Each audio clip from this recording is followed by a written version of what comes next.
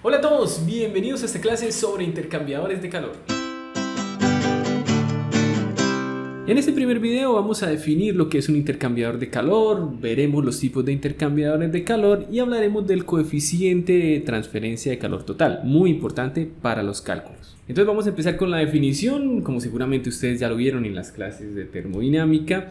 Los intercambiadores de calor se pueden definir como un dispositivo utilizado para intercambiar calor entre dos fluidos sin que ellos se mezclen. Hay un fluido frío que se calienta y otro fluido caliente que se enfría.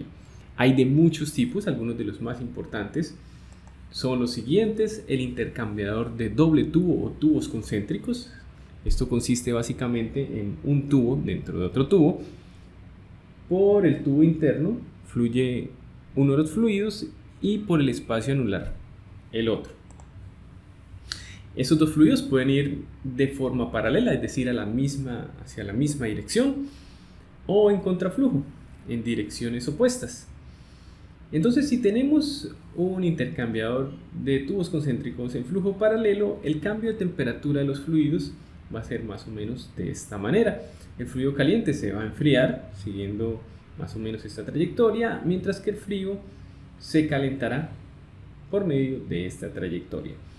En los de contraflujo, el comportamiento de la temperatura va a ser más o menos de esta manera: el enfriamiento del fluido caliente y el calentamiento del fluido frío.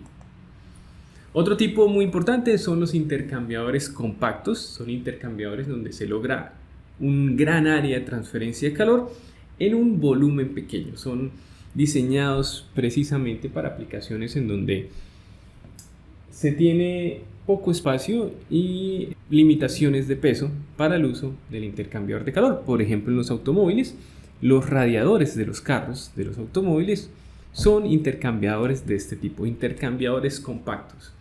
En estos intercambiadores tenemos una densidad de área mayor a 700 metros cuadrados sobre metros cúbicos. Densidad de área, beta, es el área superficial de transferencia de calor sobre el volumen. ¿Y cómo logran esto? Lo logran utilizando una serie de aletas corrugadas delgadas que hacen que aumente el área de transferencia de calor, como lo vimos en la clase de aletas. En ellos el flujo suele ser cruzado, es decir, perpendicular entre los dos fluidos, y puede ser de flujo mezclado o no mezclado. Flujo mezclado significa que el fluido que no va por los tubos se puede mover en dos direcciones, de forma transversal y de forma longitudinal a los tubos. Y en el flujo no mezclado no tenemos el movimiento longitudinal, solamente el fluido se mueve en una dirección. Otro tipo, que es el más utilizado, es el intercambiador de carcasa y tubos o de coraza y tubos. Este consiste en una carcasa, que es un tubo grande o un contenedor, que tiene por dentro otros tubos pequeños, como lo vemos aquí en la gráfica. Este es un corte transversal, entonces va un fluido por los tubos internos y otro fluido por la carcasa. Aquí vemos algo que llaman deflectores o desviadores. Son unas placas que hacen que el fluido que va por la carcasa tenga que hacer este movimiento en zigzag, y de esa manera haya un mayor contacto y un mayor intercambio de calor. Estos se pueden clasificar por el número de pasos en la carcasa y en los tubos. Por ejemplo, aquí tenemos un intercambiador de un paso por la carcasa y dos pasos por los tubos. Es decir, el tubo va y vuelve, entonces ahí tenemos dos pasos porque tiene una ida y una vuelta. Y en este segundo dibujo vemos un intercambiador de dos pasos por la carcasa y cuatro pasos por los tubos. Vemos, por lo tanto, que la carcasa va y vuelve, entonces son dos pasos, y en los tubos tenemos estos cuatro pasos: va, regresa, va y regresa. Así se intercambia calor entre los dos fluidos, el que va por los tubos y el que va por la carcasa. El intercambiador de placa y armazón, este consiste en una serie de placas que van unidas una a la otra. En el espacio entre placas va de manera intercalada el fluido caliente y el fluido frío.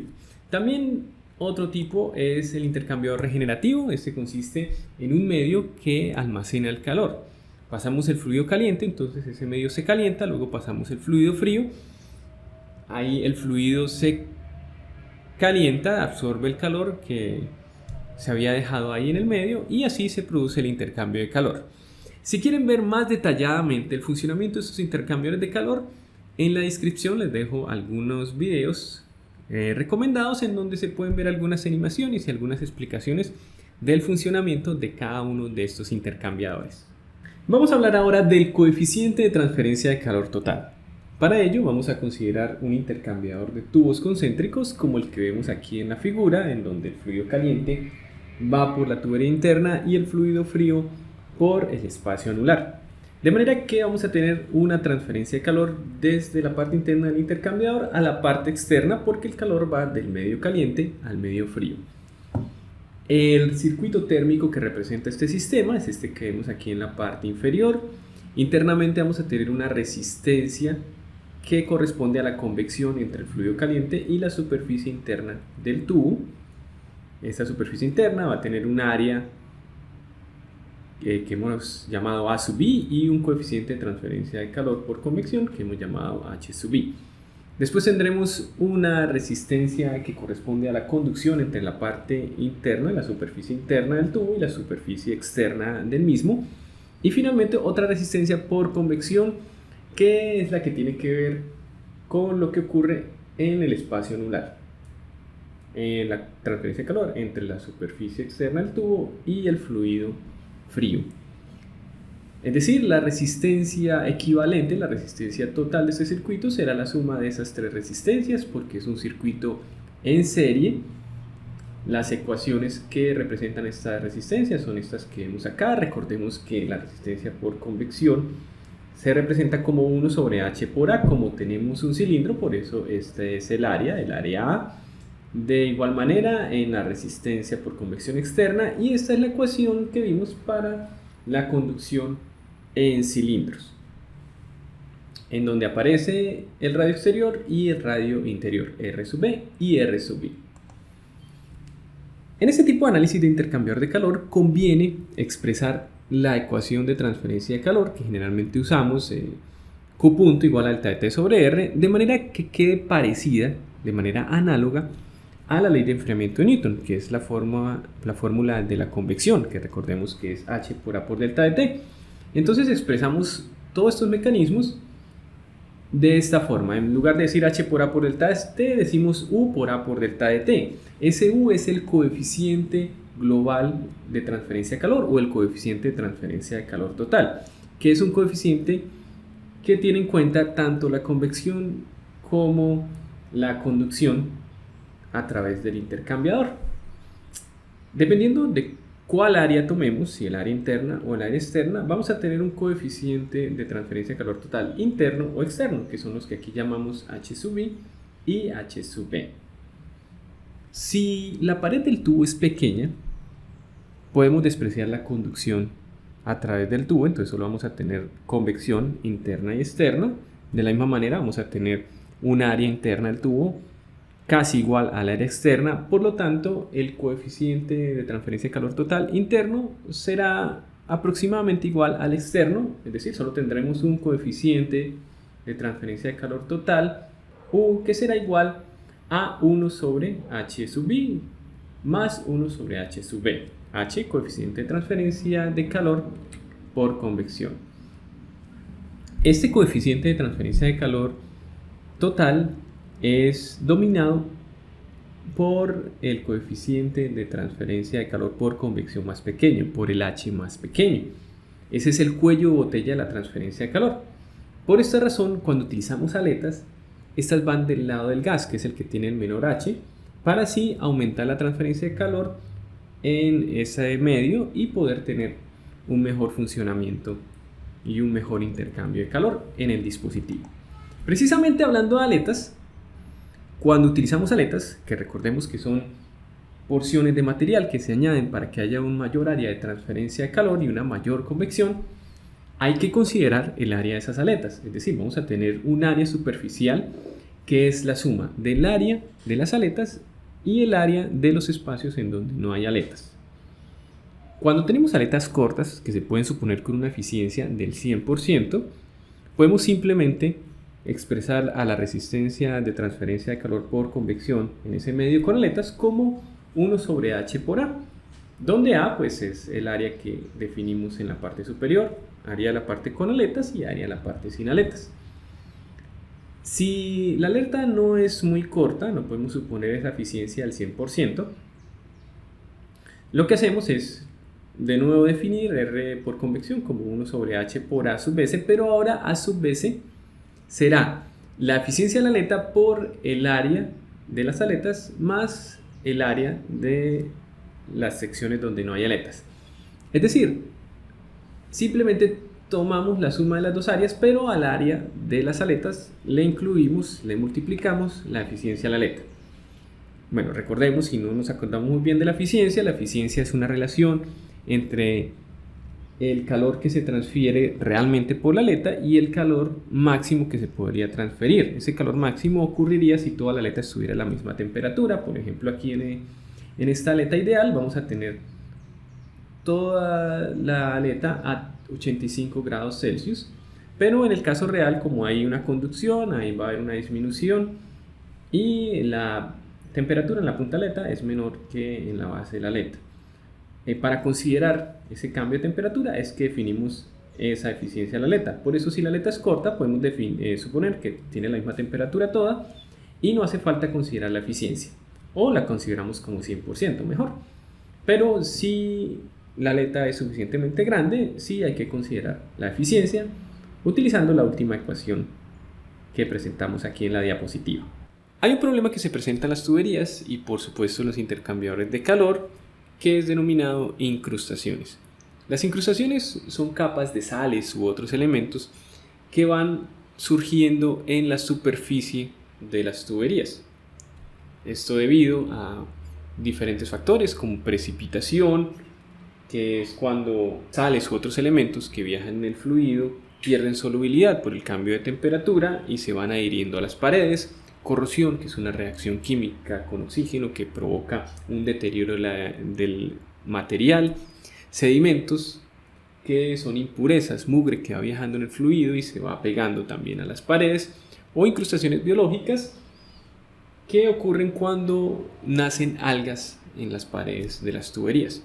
Esto es un problema porque disminuye el desempeño de la transferencia de calor, ya que esa capa que se va formando hace las veces de aislante, hace un bloqueo de la transferencia de calor, es decir, añade una resistencia térmica extra al circuito térmico de transferencia de calor.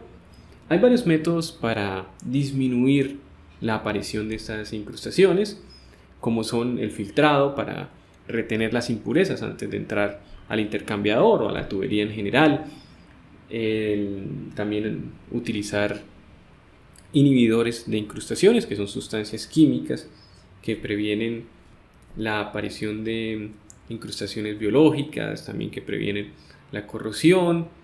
De igual manera se puede recubrir el tubo con una capa plástica para que tampoco aparezca este problema. Estas incrustaciones se incrementan al aumentar la temperatura y disminuir la velocidad, por lo que también teniendo en cuenta esos factores de operación se puede prevenir su aparición. En el cálculo de la transferencia de calor debemos tener en cuenta esa resistencia que se está añadiendo por las incrustaciones, y esto lo hacemos por medio del factor de incrustación, que precisamente es ese valor por unidad de área, como lo vemos aquí en esta fórmula. Entonces, ahora nuestro circuito térmico, nuestra resistencia equivalente, ya no solo va a constar de la resistencia por convección interna, la de conducción a través del tubo y de la de convección externa, sino que entre la convección y la conducción vamos a añadir esas resistencias debido a las incrustaciones que aparecen. ¿Y cómo determinarlas? Pues los factores de incrustación, esas resistencias debido a la incrustación, aparecen tabuladas en el libro de transferencia de calor de Sengen y en otros libros, también en los manuales de los fabricantes de los intercambiadores. Encontramos algunos valores de incrustaciones para diferentes tipos de fluidos, así como lo vemos aquí. Existe cierta incertidumbre en estos valores porque las incrustaciones no son una capa uniforme de un espesor constante, sino que va variando, por lo que los valores que aparecen en estas tablas, que podemos consultar en los manuales o en los libros, son simplemente un punto guía, un punto de partida para realizar los cálculos. La mayor parte de los factores de incrustación está en el orden de 10 a la menos 4 metros cuadrados grados Celsius por watt, lo cual es equivalente a la resistencia térmica de una capa de caliza de 0.2 milímetros de espesor.